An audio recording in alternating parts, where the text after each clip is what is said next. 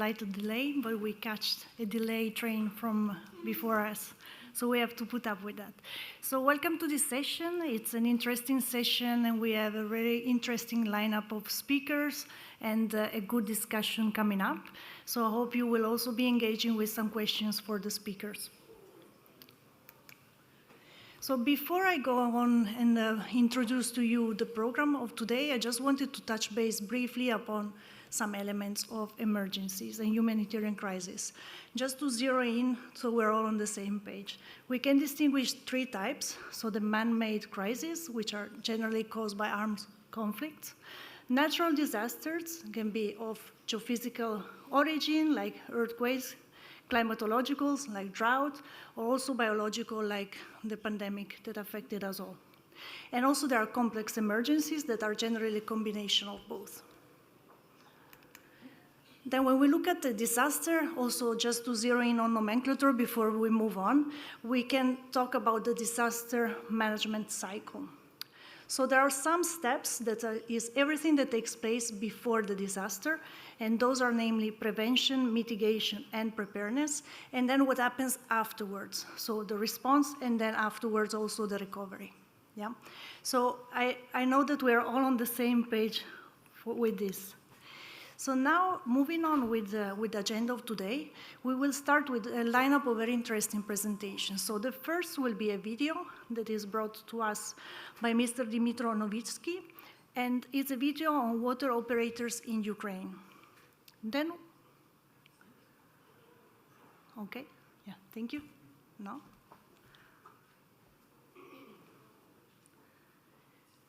Під час військового вторгнення росіян на територію Сумської області від артобстрілів і авіаударів були пошкоджені водопроводи, колектори та вийшла з ладу певна кількість насосного обладнання Сумського водоканалу.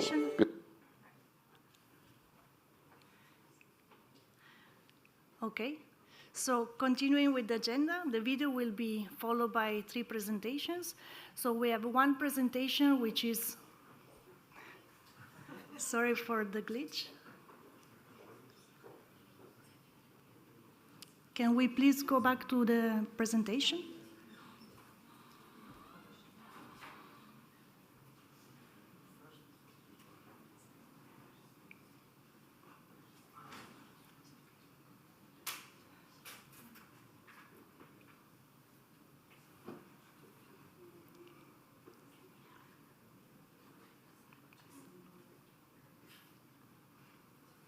Well, you can take a breath. Thank you so much. So as I was saying, the first presentation live will be on WOPs between German and Ukrainian water operators.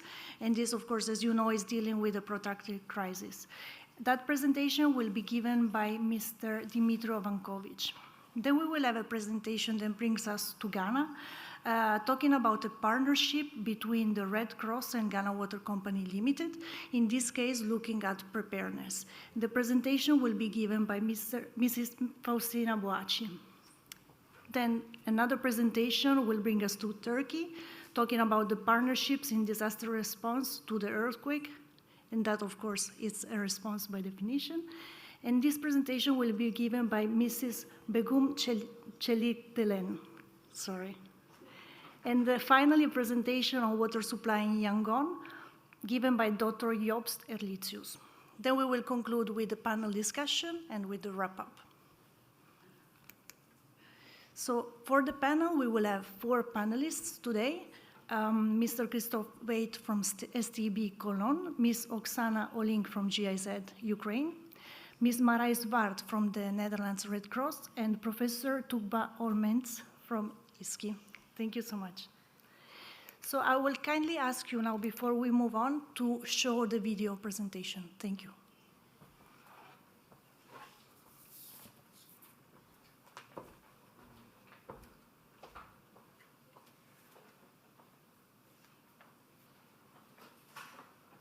Під час військового вторгнення росіян на територію Сумської області від артобстрілів і авіаударів були пошкоджені водопроводи, колектори та вийшла з ладу певна кількість насосного обладнання Сумського водоканалу. Підприємству необхідно було швидко адаптуватися до умов воєнного стану та переорієнтувати свою роботу на збереження життя працівників та забезпечення мешканців міста водою у разі надзвичайних ситуацій. В перші дні війни Сумський водоканал зіштовхнувся з проблемою нестачі автономних генераторів під час знеструмлень міста внаслідок ворожих артобстрілів. Також не вистачало спецтранспорту для підвозу води до лікарень та у спальні райони міста. З 24 лютого працюємо 24/7. Незважаючи на всі обстріли, незважаючи на те, що місто руйнується окупантами, водоканал працює з деякою перервою, але сьогодні вода в кранах містян наших є. Основною проблемою, з якою ми стикнулися, це воєнні дії та пошкодження нашого водогону, без якого без питного водопостачання залишилося місто Миколаїв майже на місяць. Тому сьогодні маємо проблему – це непитна вода в кранах містян. Ця війна для всіх нас вперше. Всі люди, які працюють на підприємстві, звичайно, не були готові до цього. Зараз я бачу, що багато хто з працівників залишаються ще в стані страху, стресу. Багато хто досі відсутній на підприємстві. Але є такі люди, які пережили це і пішли далі, працюють навіть з підвищеним коефіцієнтом корисної дії. З 24 лютого ми з моїми колегами перейшли на цілодобове чергування на робочих місцях. І це відбувалося до припинення військових дій навколо Києва. Всі працівники Київводоканалу, які були безпосередньо задіяні в технологічному процесі, залишалися на своїх робочих місцях. Виконували роботи, незважаючи на обстріли, незважаючи на бомбардування і ракетні прильоти. Під час війни водоканали України більшою або меншою мірою стикнулися з проблемою відтоку кадрів, проблемою відсутністю електропостачання, а отже і з неможливістю забезпечення водопостачання та водовідведення, неможливістю повністю задовольнити потребу в паливі для вчасної заправки нашої спеціальної техніки, руйнуванням логістичних ланцюжків постачання реагентів. Війна стала викликом для всіх нас. Ми навчилися виживати в нових умовах. Львів не знаходиться на лінії фронту, але теж був ушкоджений кількома ракетними ударами. Тільки за рахунок допомоги німецьких і ізраїльських друзів ми змогли обладнати нашу мережу дизель-генерацію, і це дозволило надавати безперервне водопостачання.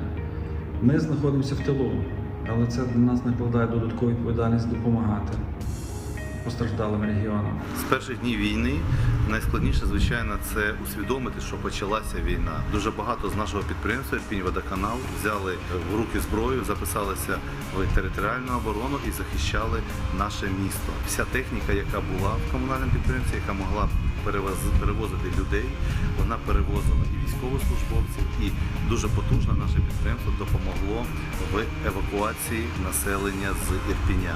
Звичайно, на жаль, за військовий період, який був саме за активну фазу в Ірпіні, 95% всієї техніки було знищено. Війна поставила пріоритетність в роботі підприємства.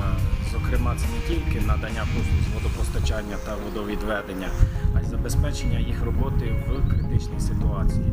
Підприємство забезпечене дизель-генераторами, є ємності для підвозу води.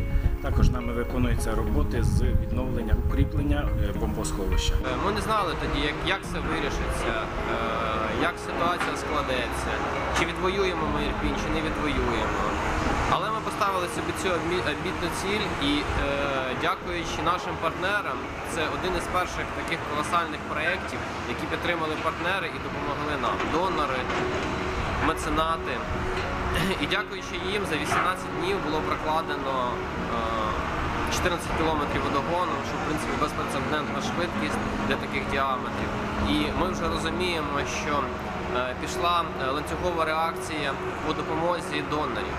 Вони зрозуміли, що вода – це пріоритет для населення, яке тут є, яке потребує питної води. Наші комунальні служби працюють в дуже важких умовах, ми повинні це розуміти. На сьогоднішній день ми багато нового бачимо і багато нового робимо.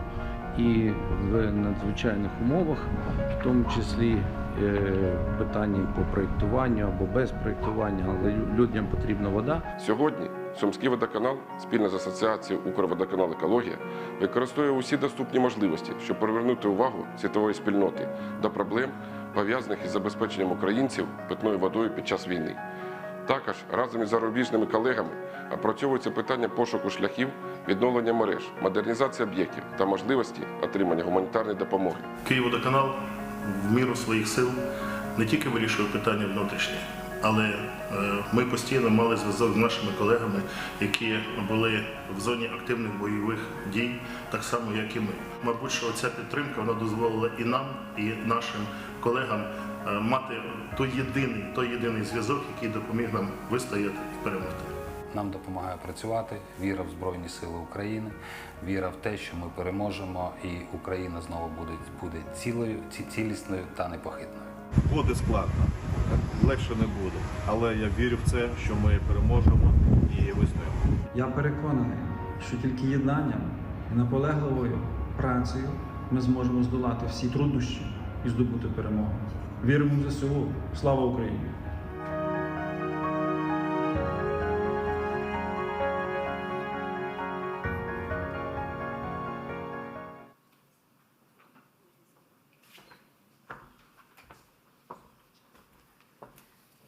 So while we go back to the presentation, I would like to thank Mr. Novitsky for bringing us this video that showed the challenges that water utilities are facing during the war in Ukraine and also the achievements that are being implemented. So now I would like to call to the stage the next speaker, which is Mr. Bankovich. He is the director of Lviv Vodokanal, which is Lviv City Communal Enterprise Water Utility. He has been leading the company for the last 4 years. He worked with the company for 12 years, and his specializations are finance and mechanical engineering. He will talk about the experience in a WOP with the German water utilities. Mr. Bankovich, please.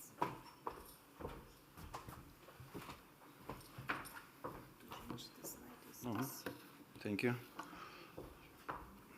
Ladies and gentlemen, hello from my side.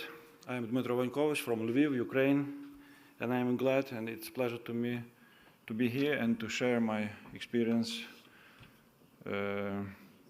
in challenging times. We called our presentation Hand in Hand, Utility Partnership in the Challenging Times. When it started, our cooperation with our German partner started in 2019. Initiative was gone from the Federal Ministry of Economic Cooperation and Development of Germany, and they found program utility platform that was contributing to achieving SDG 6. It means clean water and sanitation, build structure, and long-lasting equal partnership between municipal utilities, and to use German expertise and promote peer-to-peer approach between employees of municipal utilities. We built up our cooperation with 3 German partners, with Dresden as a leader, with Köln and Berlin. And we developed our plans divided by strategic planning, operational consultancy, and the practical exchange. We divided for 5 working groups and concentrated on the several issues such as development of cost covering tariff, to improve our business process in the drinking water supplying, improve HR management, asset management, to have consultancy from our German partners for the developing our biogas project, and so on. We built our such plans, but you know that we met some huge challenges, and fierce war adjusted dramatically our plans. But before starting the war, we as a Lviv were a little bit prepared because we got reliable partners. And we got from them a strong and fast support, especially for them to build up the reserve power generations, that drinking water could be supplied without interruption while we can get blackout. And thanks to their help, we were successful to build up such system, and we finished till the beginning of the last winter. And when we occurred blackouts in our country, in our city, there were situations when the electricity was absent, warm was absent, but the drinking water was in the tap. And I estimate it as the biggest achievement of my personally to supply drinking water in such blackout moments to the city. We got the strong continuous support from our partners in our wartime. We achieving materials and equipment that we need for the emergency cases, and it helps a lot. Of course, we not only for the materials and equipment, we got the partners the experts that we can ask when we have the questions and the challenges that we never imagined or that we can meet it. And when you have the advisor, it's a good thing for us. Of course, we're also looking in the future to the restoration and modernization of our water supplying system and sanitation after the war. And we still cooperate with our partners, visiting each other's, not each other's, but probably we go to other partners, but it's important that the German partners also has possibility to visit our sites. Since February 22, you know that Ukraine experienced massive destruction and lost about 10,000 civilians and 5,000 of children. And the water supply infrastructure was one of the targets of rockets and missiles attacks. Most cities, Ukrainian cities that is under occupation now is without centralized drinking water. Our employees in our utilities working while missile attacks as well. And it's not the reason to stop to service. Another challenge that is flooding of refugees that was moving from the ordinary locals and spreading from the east to the west part of Ukraine, and mostly goes further to the western countries. But we on the west, we hosted approximately 300,000 refugees only in Lviv and built up these facilities to be reliable as a drinking water supplier and sanitation services as well.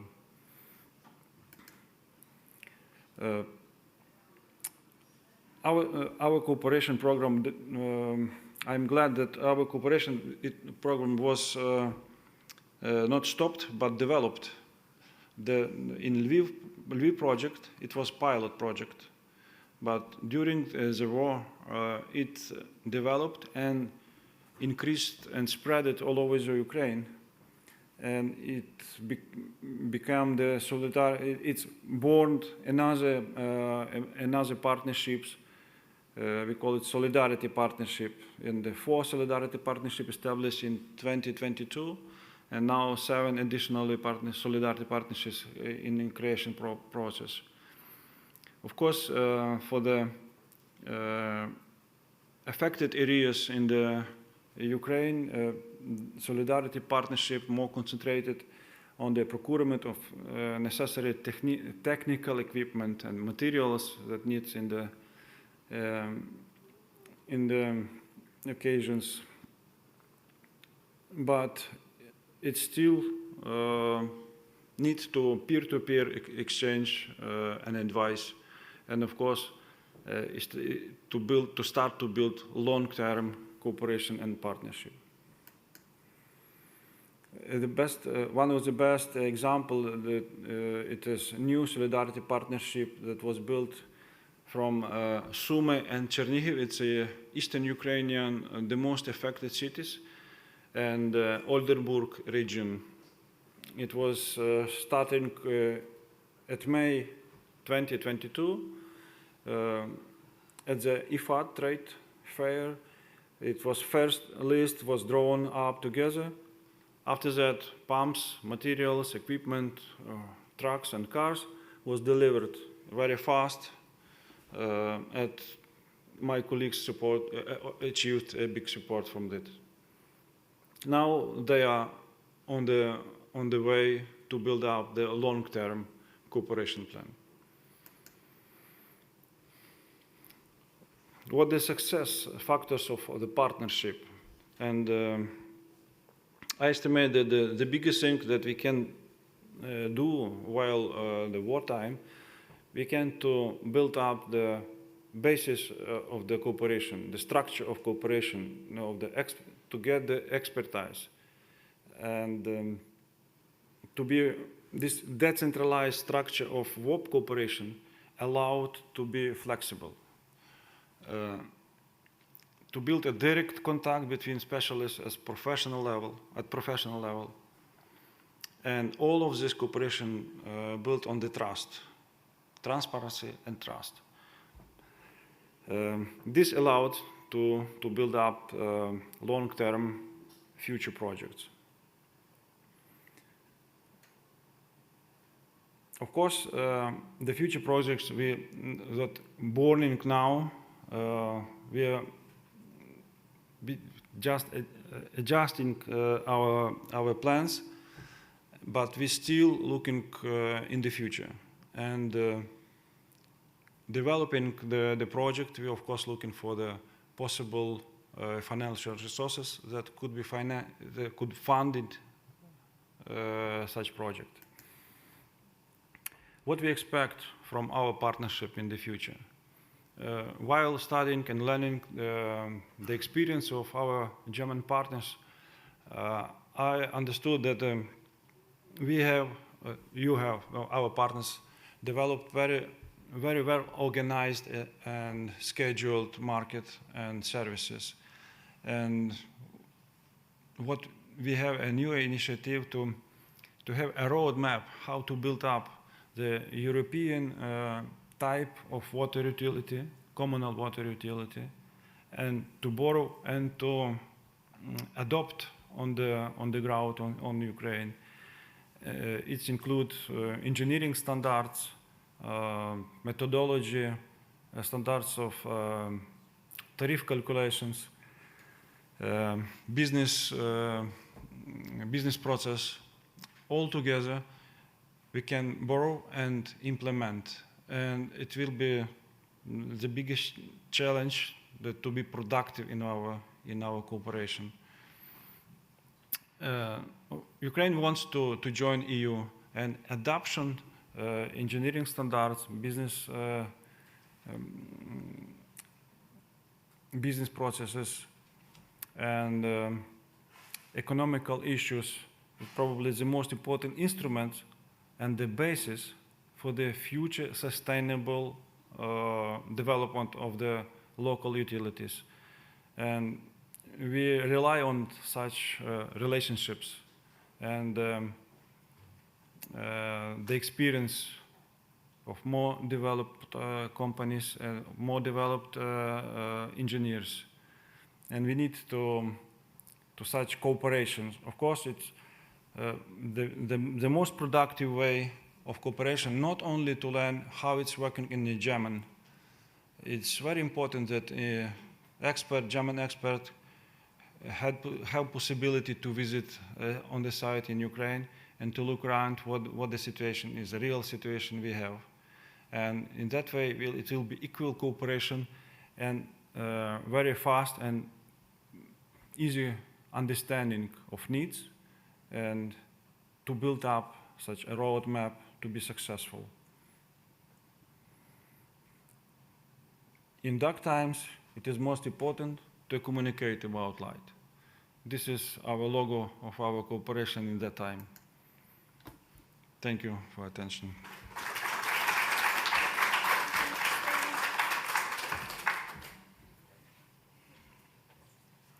Just in case there's any question from the floor, we can take one question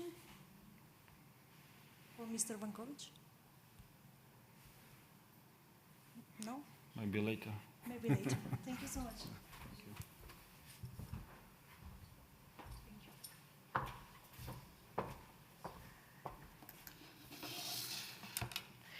So I will now invite to the stage the next speaker.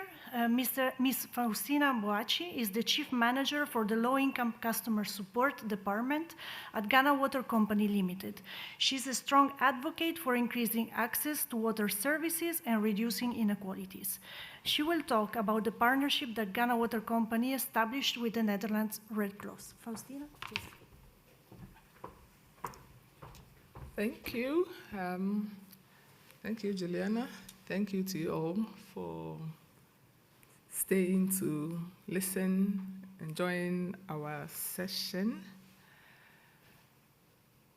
I'm presenting on a pilot project that we are currently preparing with the Ghana Red Cross and the movement partners from the Netherlands and other countries.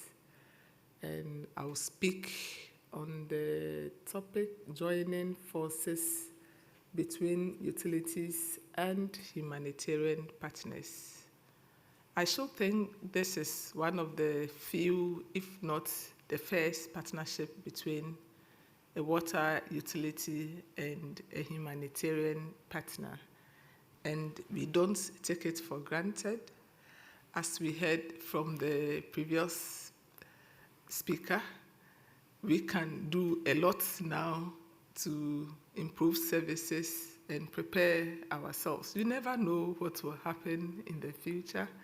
I was really touched by what he shared with us, and I think this gives credence to the partnership that we are preparing with the Red Cross to make services available and prepare ourselves in case any eventuality comes up. So this is GWCL in perspective.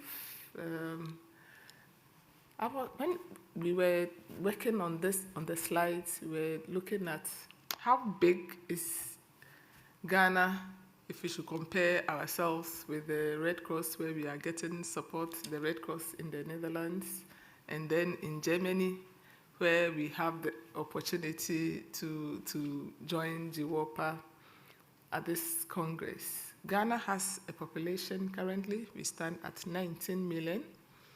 The Netherlands has 17.5, and Germany with 83.2. So if you should compare Ghana with the Netherlands and Germany, we are but a small country. But let's look at the connections in the two countries. Ghana has a connection of less than 1 million. The Netherlands has 7.9, and Germany has 41.5. Coverage is at 100% for the Netherlands and Germany. In Ghana, it is at 77%, and of course, inequalities are there, because even where there is coverage, we still have people who are not connected. And this is a conversation that I've been having with the technical people in our utility. That coverage is 77%. Let's go to the areas where our network is. How many people are connected? So I always say, let's try to distinguish between coverage and access, because coverage is different from access. We calculate coverage to be where our network is. We are not looking at the people who are connected to it. So even with the 77%, there are lots of questions to ask about it. And then the tariffs, ours is lower. Of course, we are not charging economic tariff because most people are living below the poverty line, and we need to give lifeline rates for more people to be able to access service. Our GDP, very low. it pales when you compare it to the GDP in the Netherlands and Germany. And I brought the issue of loans here because coverage is not at 100%, and sometimes when we speak to partners, the suggestion is, why don't you go for a loan to improve your network, to expand the network? The 20% here is for commercial loans. So if a water utility that is struggling financially to cover operational expenses, struggling to buy materials to maintain the system, should go for a loan of 20%. Of course, we don't set the tariffs, so there's no way that you can go for this. And so usually we depend on government loans where governments will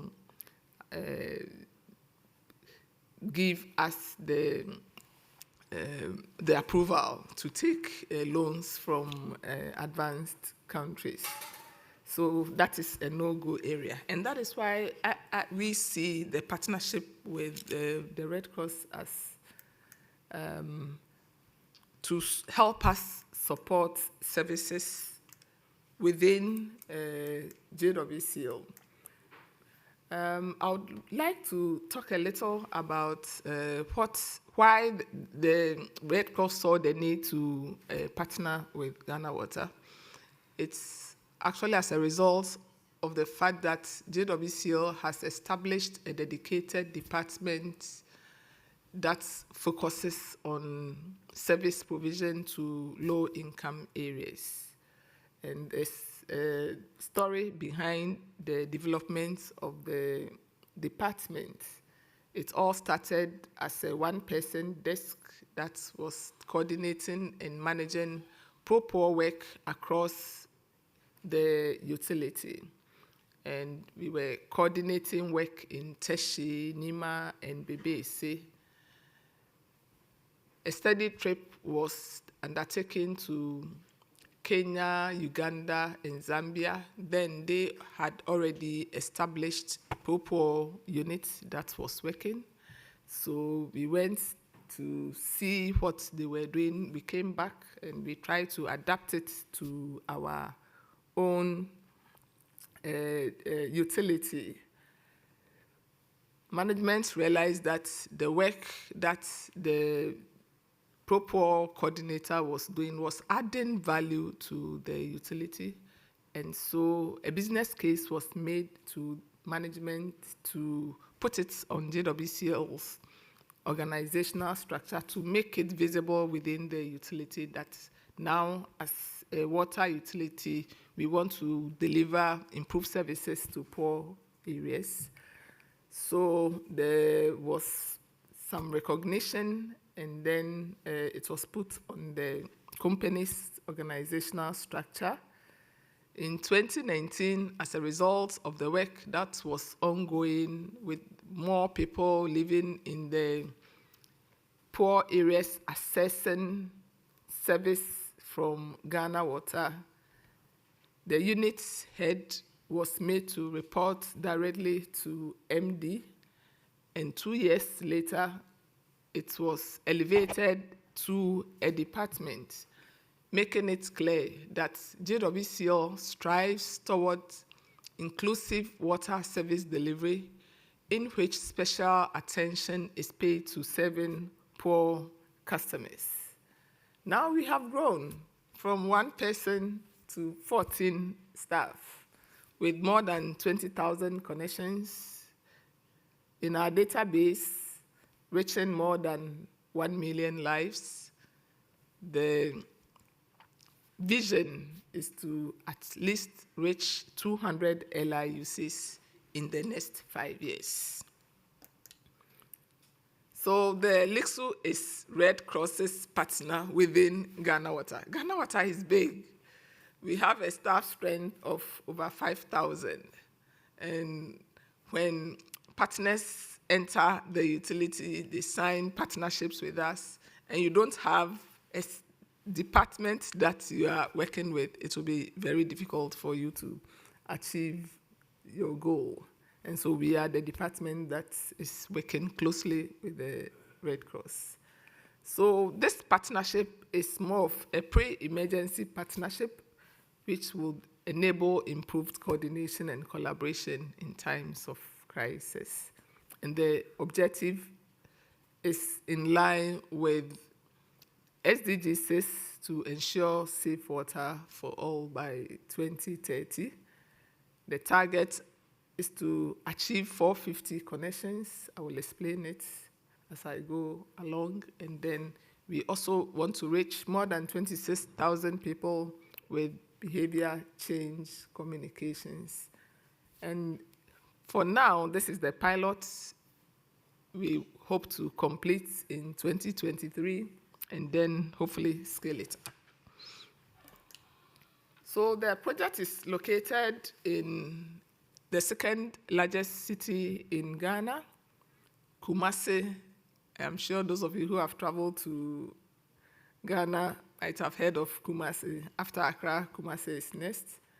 And because of the large number of LIUCs in Kumasi, the BCC activities will be held in about 6 LIUCs in the city.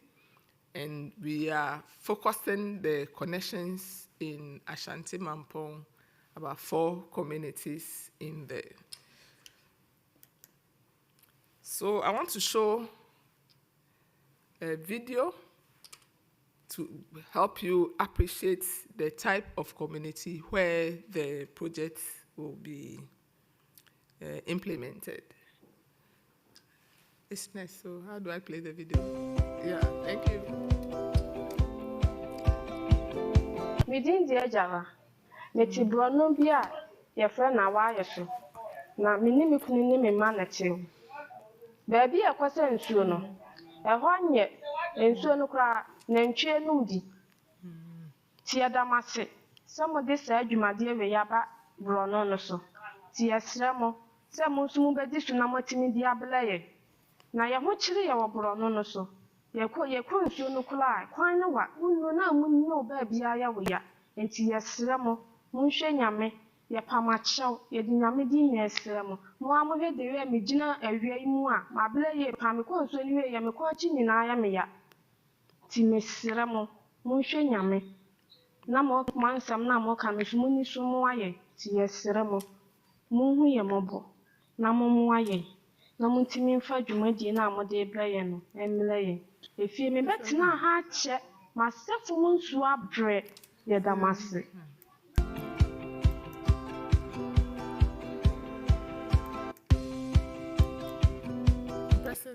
Okay. So these are the key activities.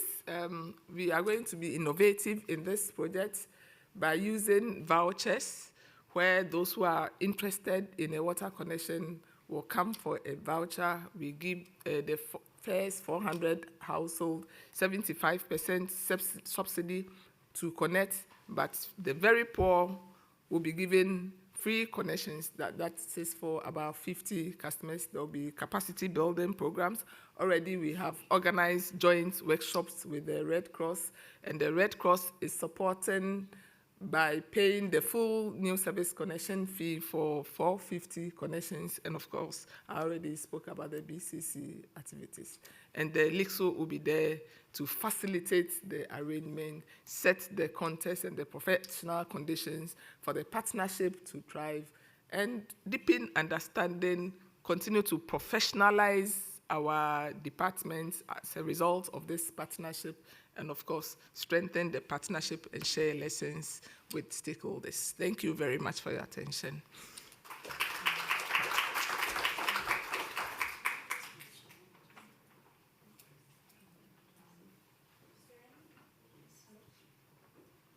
Can you hear me? Yeah. Is there any question for Faustina? No?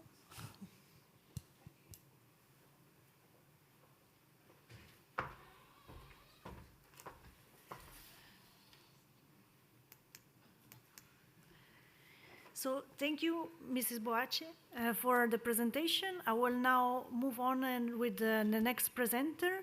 Mrs. Begum Çelikdelen is the Deputy Director General at Istanbul Water and Sewerage Administration, İSKİ. She has been holding this position since 2020. She holds an environmental engineering degree from the Middle East Technical University in Turkey. She will now speak about İSKİ's role in the disaster response after Turkey's major earthquake that took place at the beginning of the year. Please.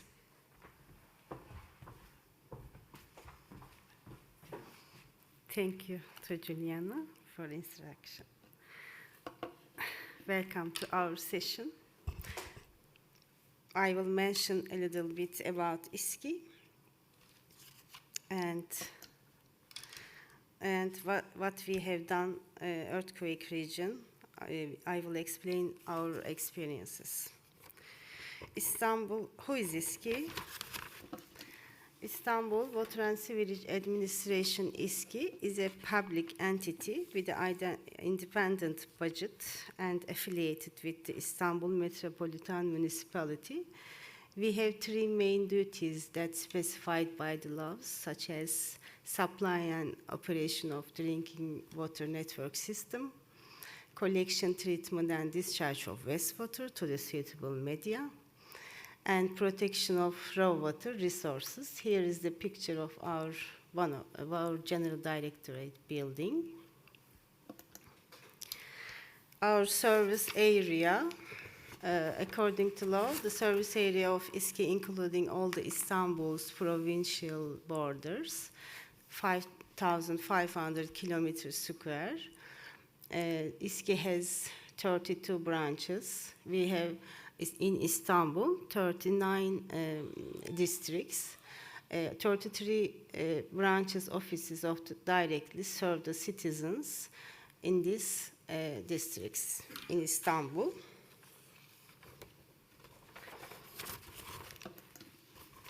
We provide water and wastewater services to nearly 16 million people in Istanbul, 24 hours a day, 7 days a week. The amount of water we supply to the city on the daily basis is 3 million meter cube. The amount of treated wastewater of the city is 4 million meter cube per day. These are the numbers explaining the İSKİ. We operate 24 drinking water treatment plants that equally located on both sides of Istanbul, and a total of 90 wastewater treatment plants we operate.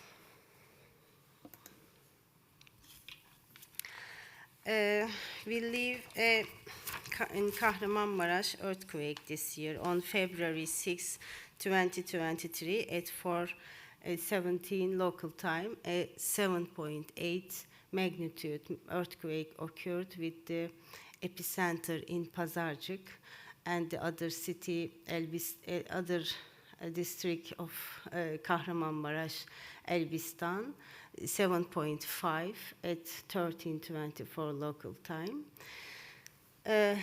The first earthquake with the magnitude of 7.8 affected a large geography, including Syria, Cyprus, Iraq, Lebanon, Iran, Israel, and Jordan, as well as Turkey.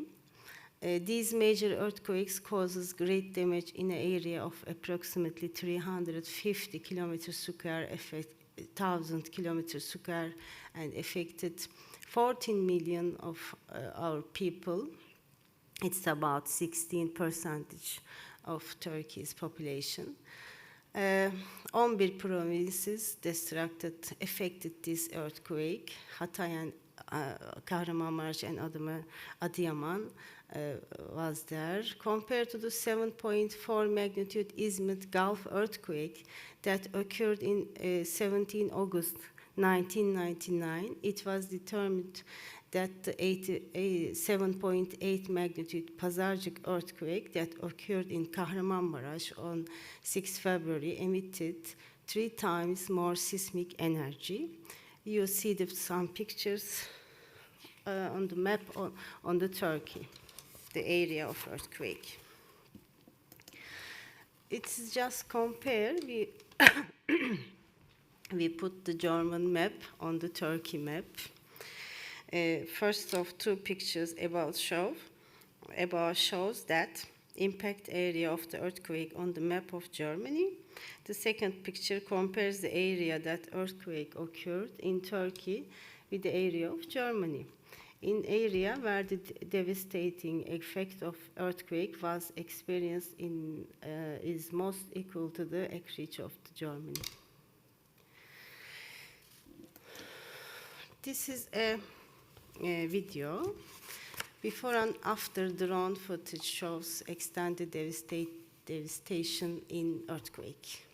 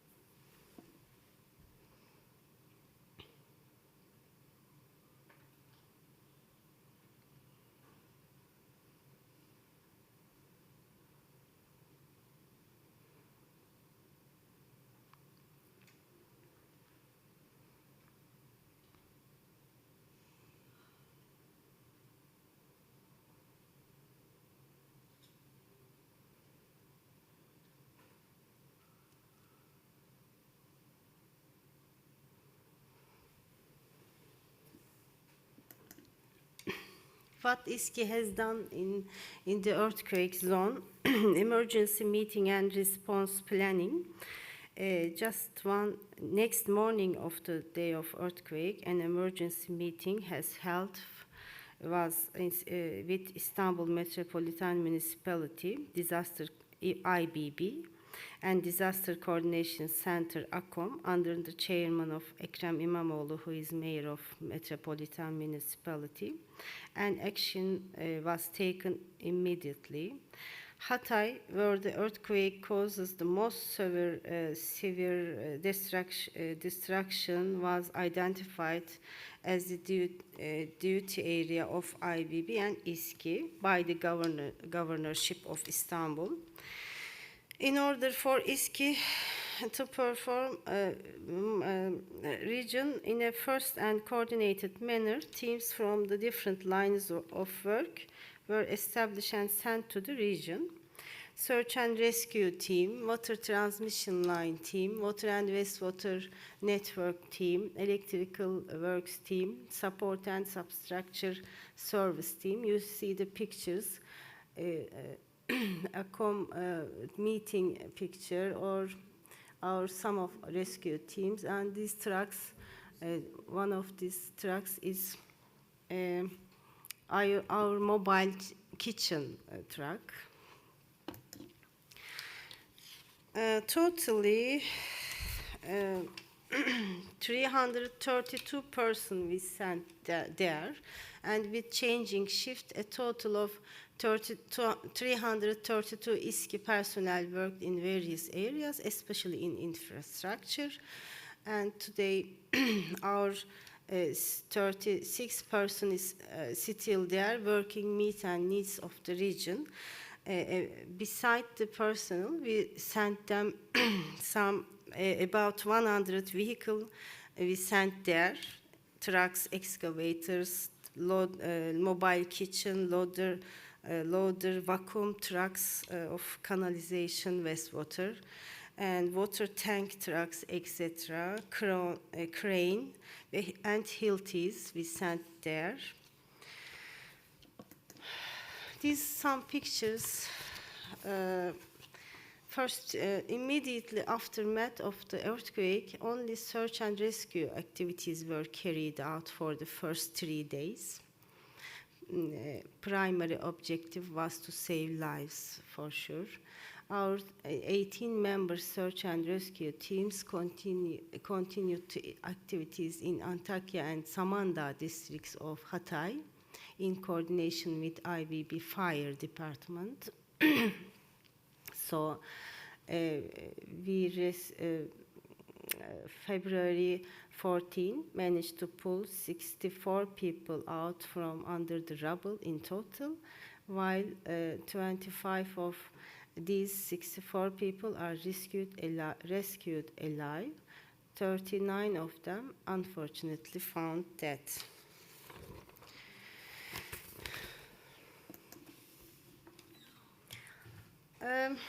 While search and rescue activities are ongoing, infrastructure works began on February 11 in coordination with Hatay Water and Sewerage Administration to repair existing transmission lines and construct new ones in order to ensure the delivery of drinking water to the tent or container cities established in a disaster area, and removal of wastewater in residential area in a way that does not affect public health. During 13-day work period, 33 damages transmission line on various diameters and types were repaired. Raw water supplied from the Karachay Dam and delivered to the treatment plant. On the table, you will see type of pipelines that we have repaired. A total of 33 drinking water transmission line breakdowns were repaired in Antakya, Hatay. This is some pictures you can see. Main transmission line repairments, breakage of the valves and transmission pipes due to the usage of non-standard materials was the main reason for the severe destruction.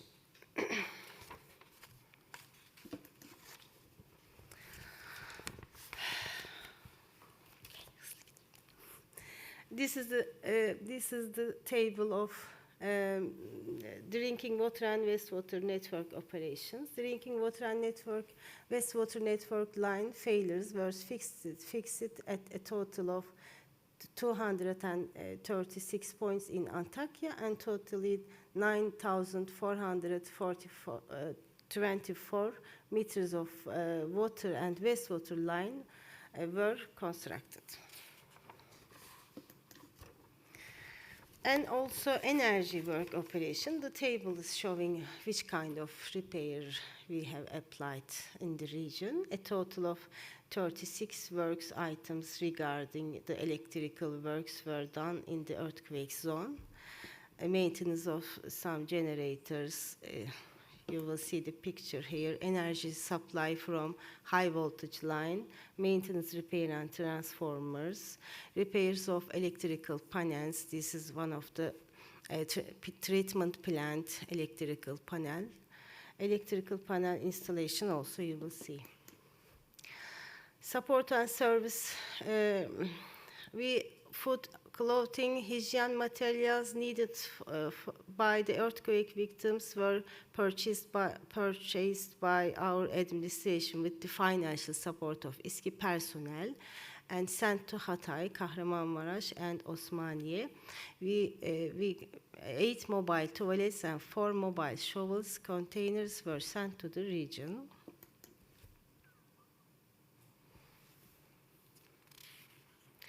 Earthquake, just a second. Especially after the Kahramanmaraş earthquakes, we noticed that the main subject to take necessary precautions before an earthquake occurs. Istanbul, on March of 2023, an Istanbul Earthquake Mobilization Plan meeting held under the chairman of Ekrem İmamoğlu.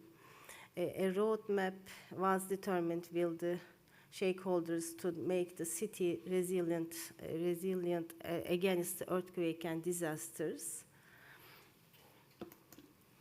And this is the list of our projects that our administration is currently carrying out, the given below. Determination of the impact of possible earthquake on dams, supply water and Istanbul, İSKİ branch offices buildings, earthquake risk analysis for İSKİ loggings, and you will see meeting with earthquake agenda activities on the earthquake zone.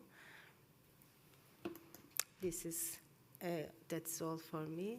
Thank you very much for your attention.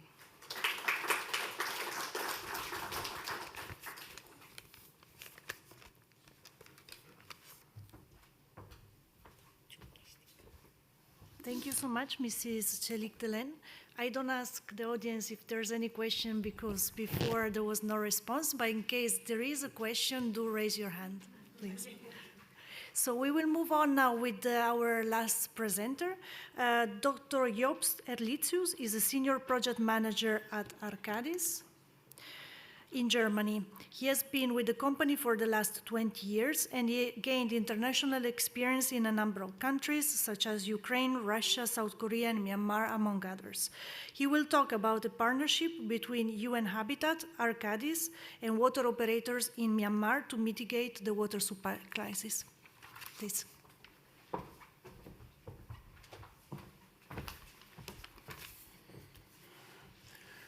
Ladies and gentlemen, it's an honor to report to you about a special project to improve intolerable situation in the water supply in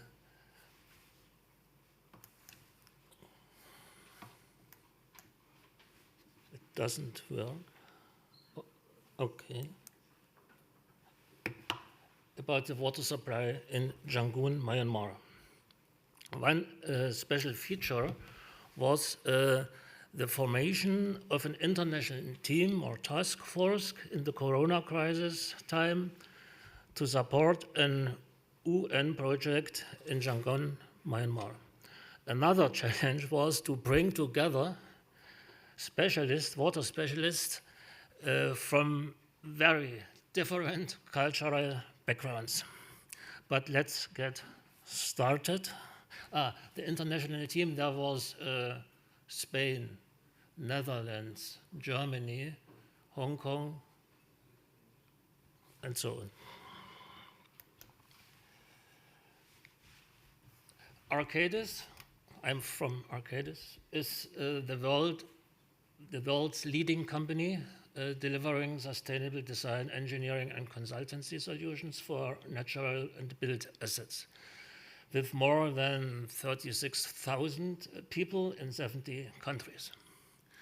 Since 2010, Arcadis has a partnership with UN Habitat and provides pro bono expertise to implement projects that foster the two organizations' shared vision to improve the quality of life.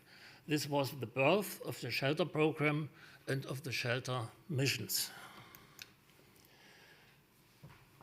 In 2022, Shelter has supported UN Habitat with enhancing access to safe water for communities in peri-urban areas of Yangon, Myanmar. This is a permanent emergency there. UN Habitat aims to build 22 standalone water supply systems there for some areas which would use groundwater. The responsibility of the International Shelter Project team was supporting UN Habitat by advising on sustainability and reviewing the design that has been developed by the Myanmar Engineering Society, MES. Yangon is the former capital city of Myanmar with over 5 million inhabitants. in 33 townships. Many townships in Yangon are characterized by inadequate access to water and sanitation services, as well as a general lack of awareness of the importance of hygiene. There is no purified drinking water service in the villages. The people had to go and buy it from afar, which for them is very expensive. With no other water source available, the community has often to rely on a heavily polluted local pond. People usually rely on rainwater stored in ponds and reservoirs for use in the dry summer months, but all such freshwater resources typically are running out. The alternative tube wells without treatment produce only brackish, hard water polluted with arsenic.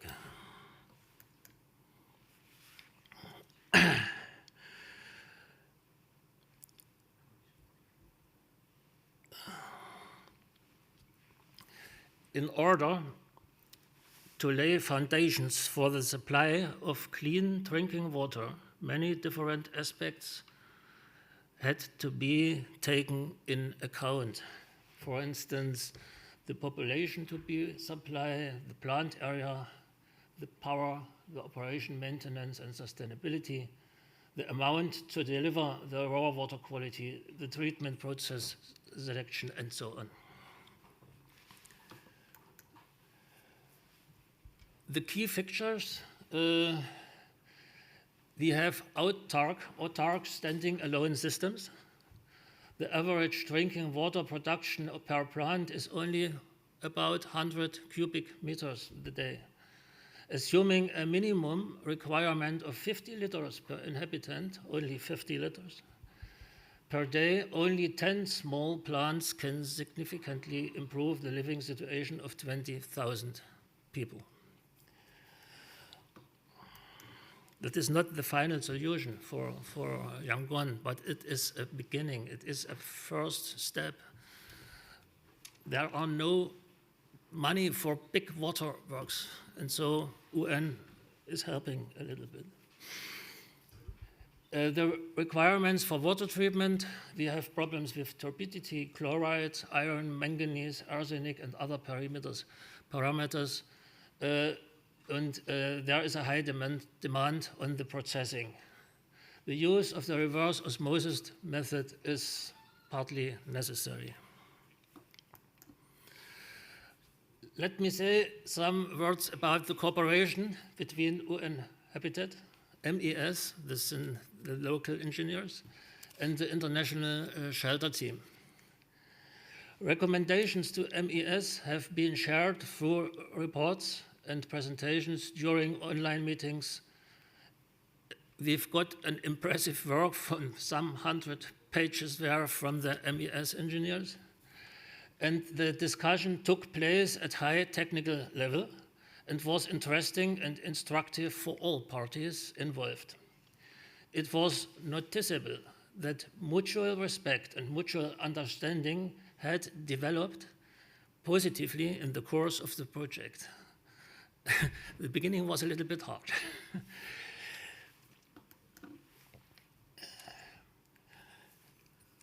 And now some examples of the technical discussion, only some examples. The production plants are designed to have only one well to provide groundwater to the system. But we've said a second well at each site brings a solution to the problem of maintenance situations, but it's about a question of CapEx. And so our proposal was, please provide the area for the second well. The produced reverse osmosis water can be mixed with the rest treated water to achieve the required water quality. It's not necessary to give all the water on the reverse osmosis. From an economic and technical point of view, it seems reasonable to design the plants for continuous operation.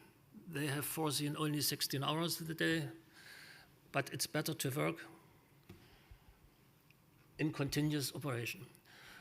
Interesting was, so they wanted to work with diesel generators. It's a right thinking for me. We have standing alone, autark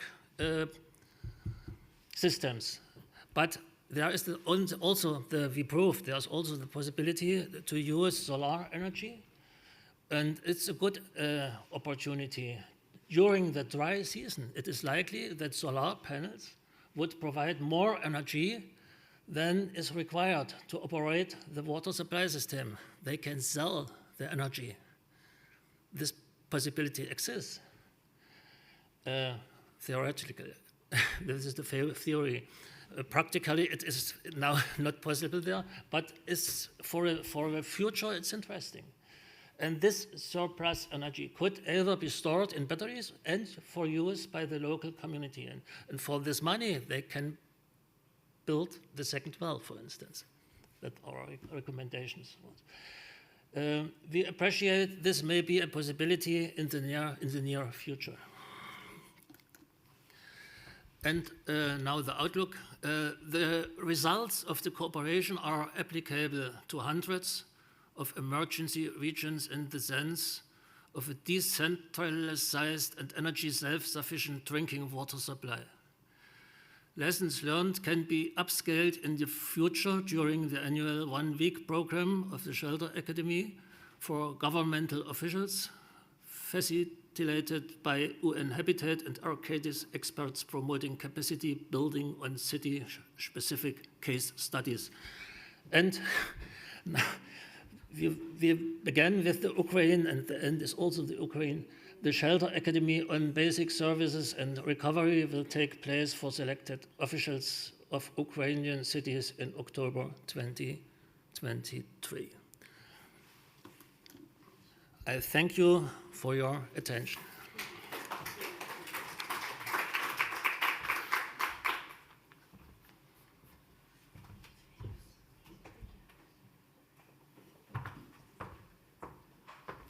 So thank you, Dr. Erlitzius, for your presentation. We are running a bit ahead of schedule, as you know. I will now like to call our panelists to take a seat. So sorry, I will cut your introductions short, but I hope you understand. So the first panelist is Ms. Oksana Olink. She works for GIZ in Ukraine, and she's the program manager for the Water Operators Platform. So welcome, Oksana. The next panelist is Mr. Christoph Waite. Sorry for butchering your name. He is a civil engineer, and he is responsible for asset management at STEB Cologne, which is a public utility 100% owned by the city in charge of wastewater discharge, wastewater treatment, and flood protection. Then our next speaker is Ms. Marij Zwart. She's a senior water and sanitation engineer advisor with the Netherlands Red Cross. And the last panelist is Professor Tukba Olmens Anji, and she is the head of strategy development department at Istanbul Water and Sewerage Administration since 2020, and she also holds the position of professor in the Department of Environmental Engineering at Istanbul Technical University. So thank you all for being here, and welcome to the panel. So maybe I also take a seat.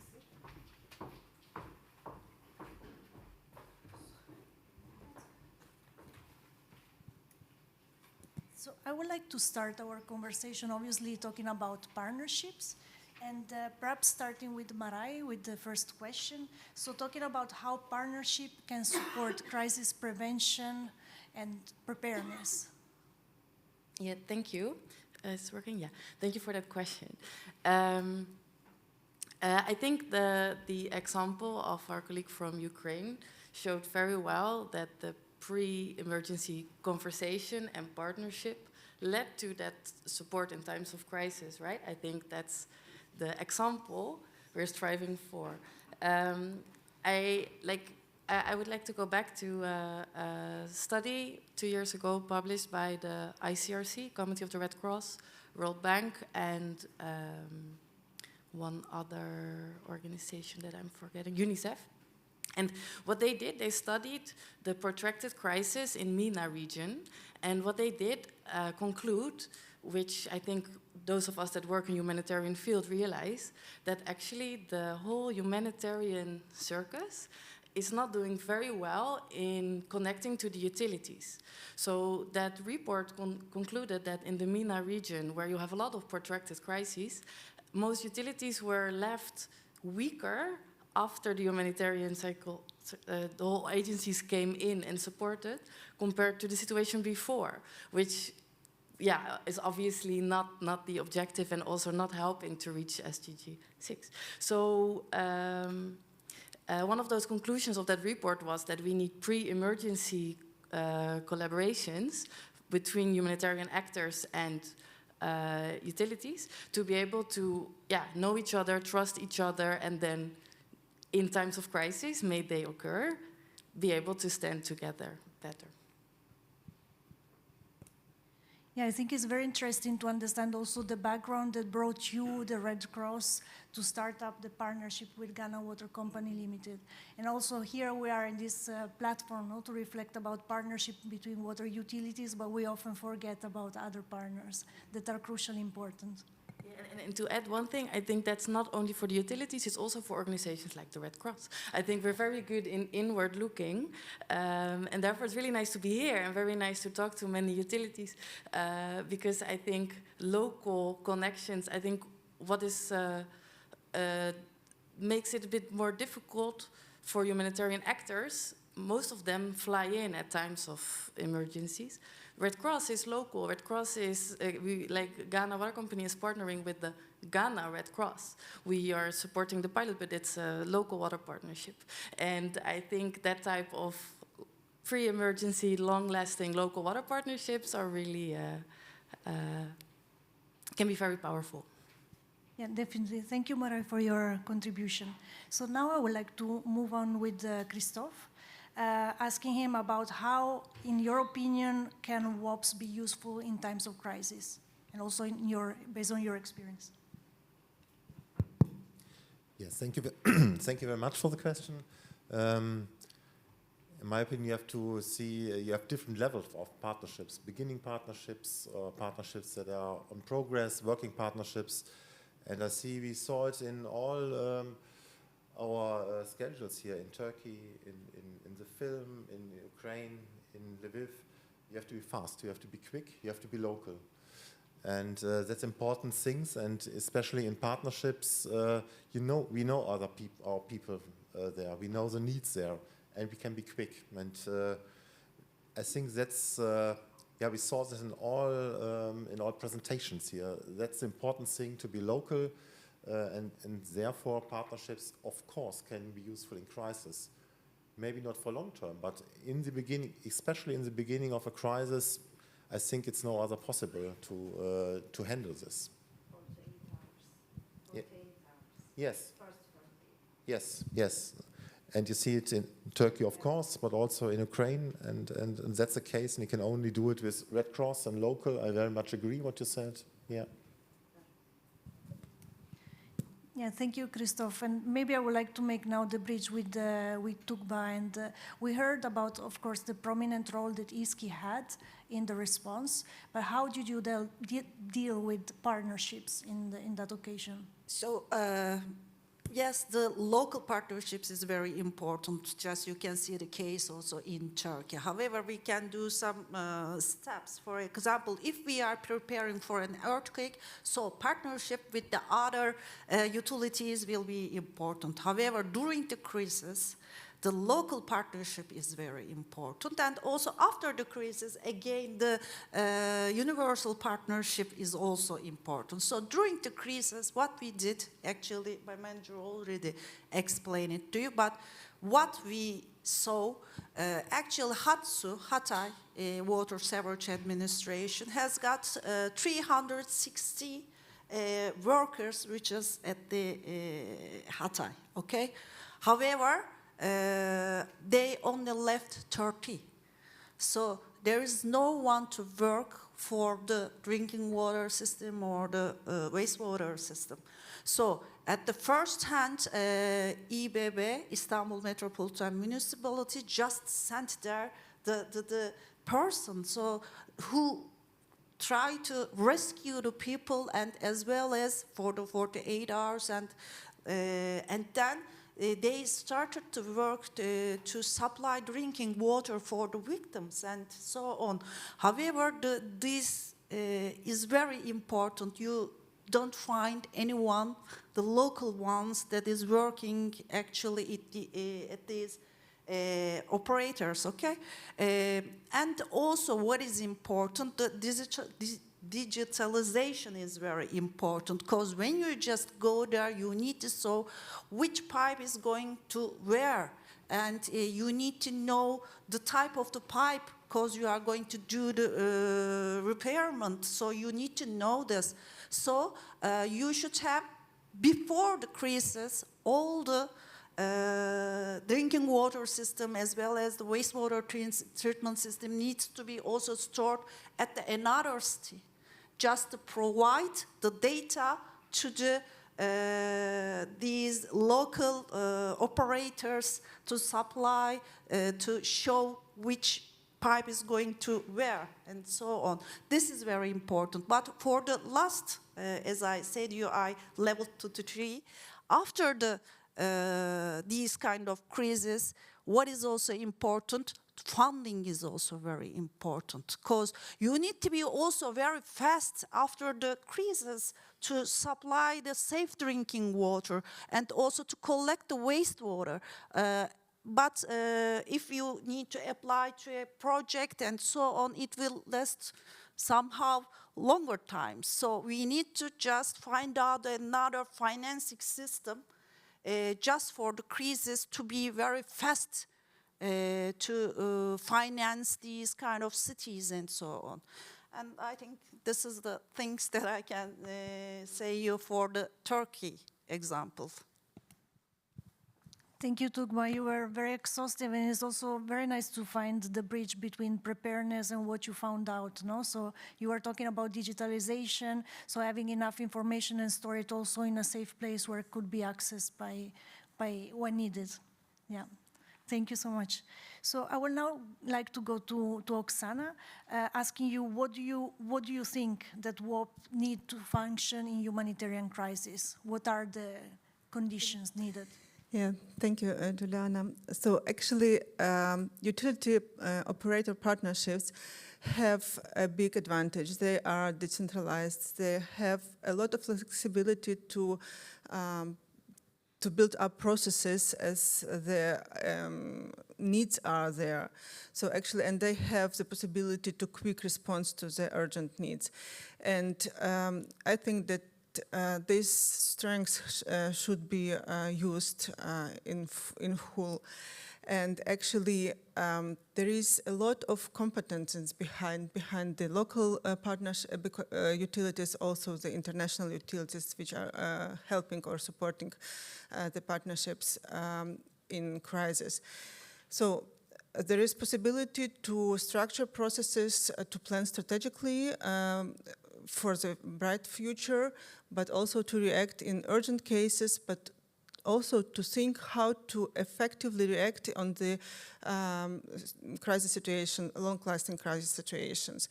So, and we know that additional funds which always have place have a big value, but actually not all needs can be covered by these funds. They will always be less than needed. For this case, we have the competences from the international partners, how to use these funds on the more effective and more optimal way, how to invest them on this way, and then think forward how to probably work in the long-lasting crisis period, but also after that, how to rebuild better back than it was previously. And these measures which are now undertaken in the crisis, they have to be no-regret measures. So the partners can advise our local utilities what should be done, what shouldn't be done, with a view and the perspective in the future. So actually, and taking into account the possibility of building processes and having this platform of sharing, which we have here, which we have as our utility platform, this is a big value of sharing the information, sharing the experience which we have in Turkey, which we have in Ukraine, in Ghana also, and to learn from each other, to have this networking processes, to share the experiences. Unfortunately, our colleague from the water companies from Ukraine is no more here, but actually the experience which Ukraine makes now, how to react on the crisis situation, on the war situations, how to deal with the utilities, with infrastructure, they summarized and have like a handout brochure, which everybody can use it. And actually this kind of sharing information, sharing experience is also very useful. So we can use our partnerships also to contribute to the global WASH cluster with this information. Thank you. Thank you, Oksana, for all the good remarks. And I just would like to pick up on the funding one, because we also saw in Mr. Vankovic's presentation. So this is an issue that is actually, of course, funding is always an issue, but we have to think more strategically in terms of this kind of partnership. So now I'm conscious of time, and I would like to just to give each of you, without directing you too much, the opportunity to add anything that you would like to say about partnerships, obviously, in this context of humanitarian settings. So maybe we can start again with Marai.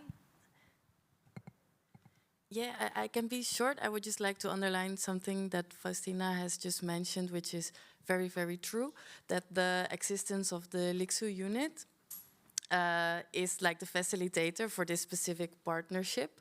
So as a sort of shout out to Ghana Water Company for doing that great work, but also for other utilities, I think that would be very helpful to have a unit like that to facilitate partnerships with humanitarian, but also other more NGO sector-like partners. Thank you, Marai. I will now continue with Christophe. Yeah, I agree very much what you, Oksana, and also in Turkey was said, that you have the so-called, I don't know whether it's the lessons learned, but you told me yes, a paper for Ukraine and how we can manage crisis or digitalization, and think we have to summarize all these experiences, what we have in our partnerships here. And I think that would be yeah, a good help for improving us. And yeah, I very much agree, because we have the same themes, problems here, and maybe we can share our informations we made in this crisis. And that would be a great issue, I think. That's a good suggestion. So, Tugba, I hand it over again to you. Thank you. Every country has got its own problem. For example, Turkey is an earthquake area, not only the Kahramanmaraş, Hatay, but also the Istanbul. You know, we need to prepare the big Istanbul earthquake, for example. So we are doing our best to plan all the things for the dams and for the other areas and so on. The strategic planning is very important. Yes, before the crisis, we need to plan everything according to our own problems. For example, in case of Istanbul or Turkey, for the earthquake, for example. Then I really believe in the partnership and helping each other during the preparation step, and as well as at the during the crisis and also after the crisis. So what is most important for me is to communicate each other and try to explain our own problems. Maybe we can just find out solutions from a different perspective, or maybe we can also give you the while we are telling you our problems and also our answers to you, you will just find out another solution which is going to be helpful for the other countries. So this is very important. So the partnership, not only the funding and not only during the crisis, but Starting from now on, we need to be more close to each other, every country. But this is the thing that I want to say at last.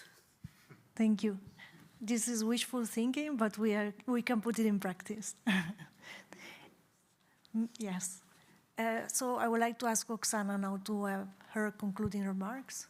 Yeah, exactly. I agree very much with all what was said by the colleagues, and actually just to support these words, I'm presenting here the utility platform website and possibility to subscribe to the newspapers so that we can start to share the information. You can find here the information about all what is going on in our utility platform, and we will share there also the links to the Ukrainian companies which on their websites share also information, relevant information, how to deal with the crisis.